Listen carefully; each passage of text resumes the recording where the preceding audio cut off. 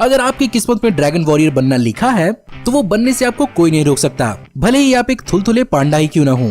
Funny और awesome होने के साथ साथ kung fu panda movies legendary martial art movies हैं, जो बहुत लोगों को अपने अंदर की खूबियों को देखने का इंस्पिरेशन देती हैं। यही कारण है कि इस मूवी की फॉलोइंग दुनिया भर में इतनी ज्यादा धमाकेदार है, और स्पेशली हमारे सब्सक्राइबर्स के बीच में तो बहुत ज्यादा, जिन्होंने हमें बार बार कुंफू पांडा मूवीज को कमेंट में सजेस्ट किया।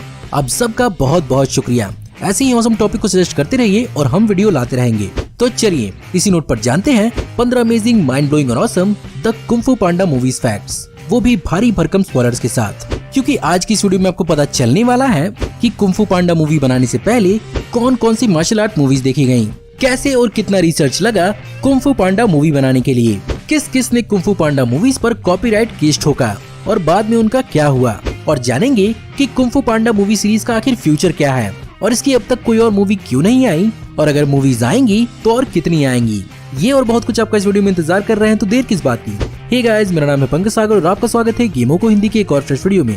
Now without wasting any more time, let's get started. Kung fu Panda movie का आइडिया ड्रीमवर्क्स को अपने ही बनाए गेम टाई फू वॉर्थ ऑफ द टाइगर से आया, जिसे 1999 में ड्रीमवर्क्स ने प्लेस्टेशन 1 के लिए रिलीज किया था। शुरू में इस मूवी को पहले एक कुंफू स्पूफ की तरह बनाया जाना था, लेकिन इस मूवी के को डायरेक्टर जॉन स्टीवेंसन ऐसा नहीं चाहते थे और उन्होंने आइडिया दिया कि क्यों न इस मूवी को एक वुक्शुआ मूवी बनाई जाए। अब चाइना में वुक्शुआ उन कहानियों को कहा जाता है जिनके अंदर हमें हीरो की मार्शल आर्ट सीखने की जर्नी दिखाई जाती है, जैसे कि द कराटे किड और कुंफू हसल, और इसी तरह कुंफू पांडा मूवी की बनने की शुरुआत हुई।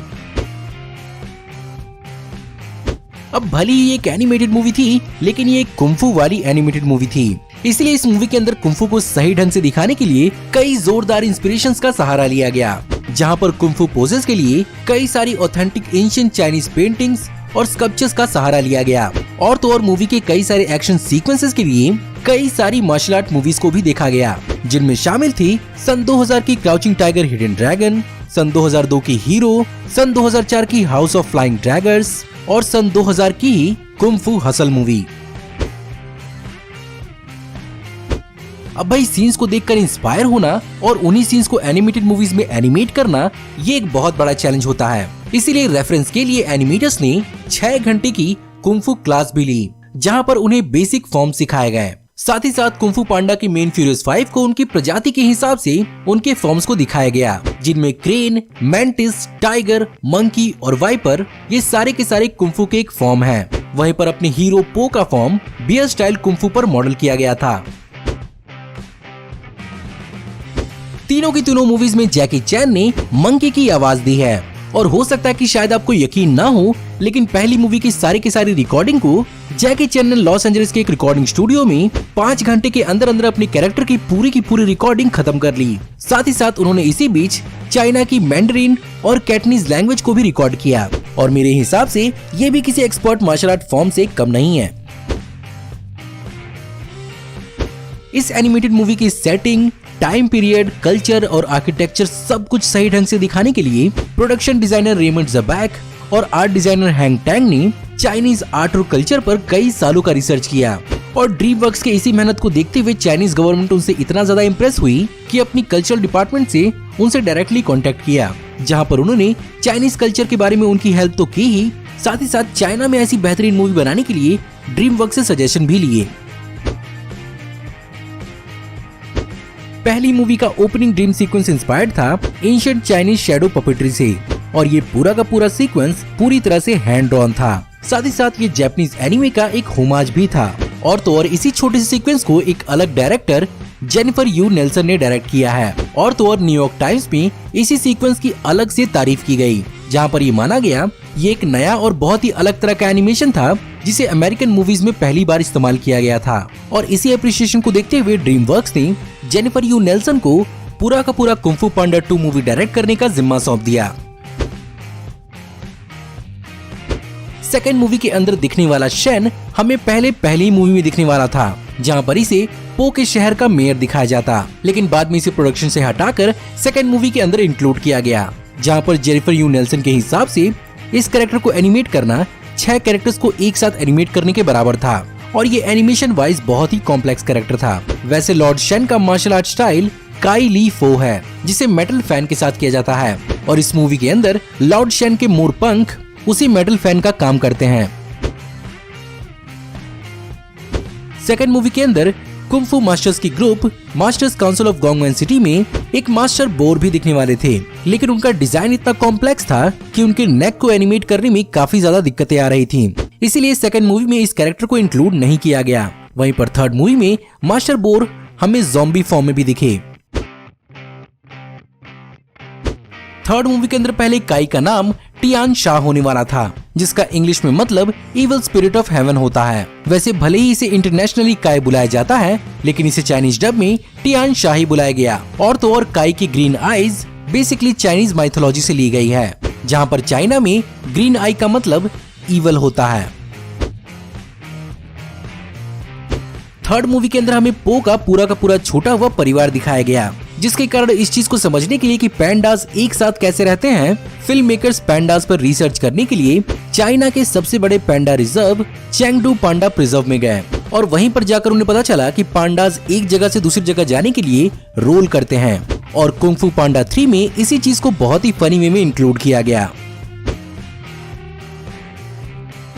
थर्ड मूवी को अमेरिका और चाइना के फिल्म की स्टूडियोज ने मिलकर एक साथ बनाया है, जहां पर इसे चाइना ने को प्रोड्यूस भी किया। और तो और इसका 1/3 हिस्सा चाइना में ही बनाया गया है और बाकी यूनाइटेड स्टेट्स के अंदर बनाया गया है। अब यहाँ पर मूवी को सबसे बड़ा फायदा ये हुआ कि चाइना में साल भर के अंदर एक limited amount of foreign movies को ही रिलीज किया जाता है।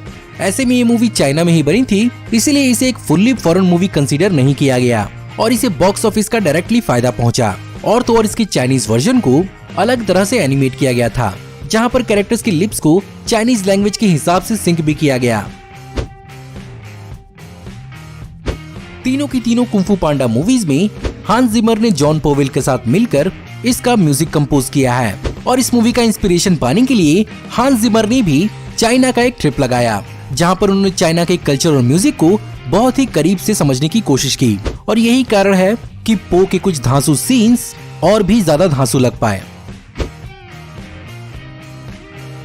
अब कई बार होता है कि किसी दूसरे की सक्सेस का कोई और ही फायदा उठाना चाहता है। यही कारण है कि 2011 को राइटर टेरेंस डन ने ड्रीमवर्क्स पर दावा ठोका, जहां पर उन्होंने ये क्लेम किया कि कुंफू पांडा उनका ओरिजिनल आइडिया था और स्पिरिचुअल कुंफू पांडा बियर का आइडिया उन्होंने 2001 में ड्रीमवर्क्स के एग्जीक्यूटिव्स को पिच किया था। लेकिन इस क्लेम को ड्रीमवर्क्स ने साफ साफ मना कर दिया और टेरेंस डन के पास कोई खास सबूत न होने के कारण मामला ड्रीमवर्क्स के फेवर में गया। वहीं पर दूसरी ओर 2011 में आर्टिस्ट जेम गॉर्डन ने इस बात को क्लेम किया कि ड्रीमवर्क्स ने उनका बनाया हुआ कैरेक्टर पो चुराया है, जिसे वो कुंफू पांडा पावर कहते थे, और इसे उन्होंने सन 2000 के यूएस कॉपीराइट ऑफिस में रजिस्टर भी करवाया था। और तो और उनके हिसाब से उन्होंने अपने आइडिया को पहले डिज्नी को पिच किया था, लेकिन आगे जाकर जांच में पता चला कि ये सब कुछ फेक था और उनका बनाया हुआ sketch basically Disney lion king के कलरिंग बुक का हिस्सा था। यही कारण है कि जेम गॉर्डन को फ्रॉड और परजुरी के केस में 25 साल की सजा सुनाई गई, जिसमें बाद में आगे जाकर 2 साल कर दिया गया और उन पर $3 मिलियन का जुर्माना लगा। अब चलिए बात करते हैं इस ऑसम मूवी सीरीज के कुछ अचीवमेंट्स के बारे में, क्योंकि ये मूवी सीरीज जितनी फनी और इमोशनल है उतनी ही लेजेंडरी भी। कुंफू पांडा 1 पहली एनिमेटेड मूवी बनी जो आईमैक्स पर रिलीज हुई थी। इसे academy award for best animated feature के लिए भी नॉमिनेट किया गया था। वहीं पर सेकंड मूवी को भी एकेडमी यानी ऑस्कर अवार्ड के लिए नॉमिनेट किया गया था, लेकिन थर्ड मूवी को नॉमिनेट नहीं किया गया।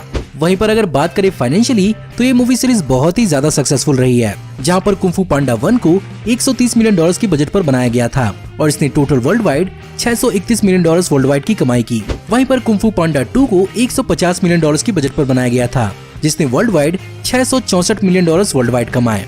और कुंफू पांडा 3 को $140 मिलियन की बजट पर बनाया गया था, जिसने $521 मिलियन वर्ल्ड वाइड कमाए। साथ ही साथ इस पर 5 शॉर्ट फिल्म भी रिलीज किए गए, जिन्हें डायरेक्ट टू डीवीडी रिलीज किया गया। वहीं पर इस पर 2 TV shows legend of awesomeness और द पॉज ऑफ डेस्टिनी भी रिलीज की गई।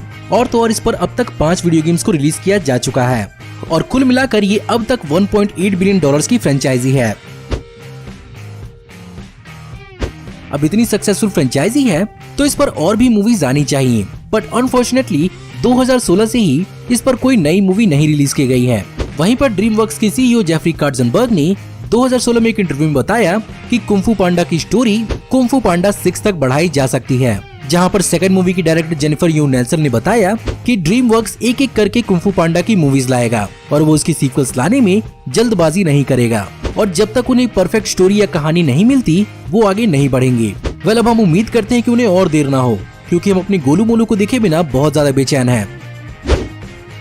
तो लीजिए गाइस, ये थे आपके 15 अमेजिंग, माइंड ब्लोइंग और awesome the kung fu panda movies facts. मुझे पूरी उम्मीद है कि आपको आज की वीडियो पसंद जरूर आई होगी और अगर आपको ये वीडियो पसंद आई हो तो इस वीडियो को लाइक जरूर करिएगा और साथ ही साथ मुझे कमेंट बताइए कि आपको इस वीडियो में बताए हुए कौन कौन से फैक्ट जानकर बहुत ज्यादा हैरानी हुई। मुझे तो भैया ड्रीम वर्क्स पर फेक कॉपीराइट क्लेम्स के बारे में जानकर बहुत ज्यादा हैरानी हुई। सोच के देखिए कि ड्रीम वर्क्स वालों को कितना गुस्सा आया होगा।